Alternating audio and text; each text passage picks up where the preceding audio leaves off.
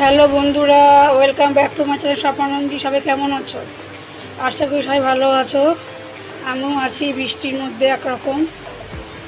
তো আজকে তো বৃহস্পতিবার, সমস্ত কাজ করলাম, ফুল তুললাম, ঠাকুরের বেলপাতা সব তুলে রাখলাম।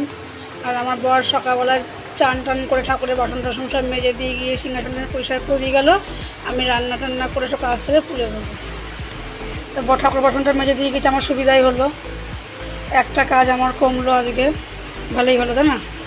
বড় একটা কাজ কমিয়ে দিয়ে গেল। দেখো, আজ তো বৃহস্পতিবার, নিরামিষ রান্না।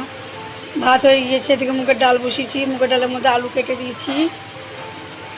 ডালের সাথে আলুটা সেদ্ধ হয়ে যাক। ছেলে পড়াতে গেছে, বাড়ি আসা ছেলেকে আলু দিয়ে মেখে দেবো, ডাল দিয়ে ভাত দিয়ে দেবো।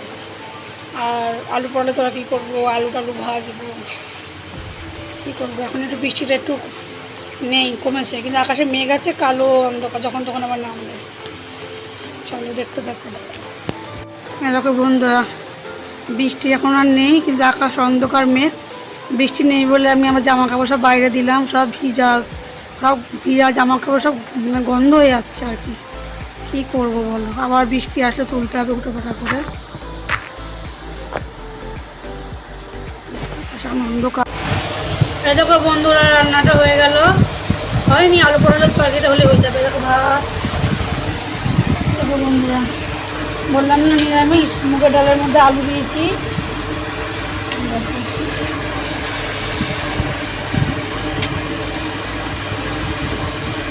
আলু ভাজাগুলো তুলে মেখে, এই আলুগুলো ডাল থেকে তুলে মেখে ছেলেকে ভাত দেবো।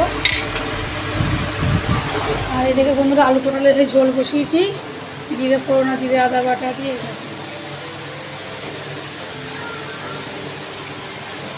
আলু পটলটা হয়ে গেলেই রান্নাটা হয়ে যাবে। জিরে ফোড়ন দিয়েছি, জিরে আদা বাটা দিয়েছি, আর গরম মশলা দিয়েছি।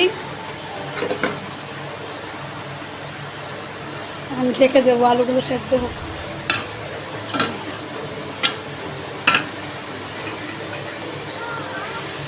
এই আলু পটল বাকিটা হলে আজকের মতো রান্না হয়ে যাবে। আবার রাতে যা করবো দেখা যাবে।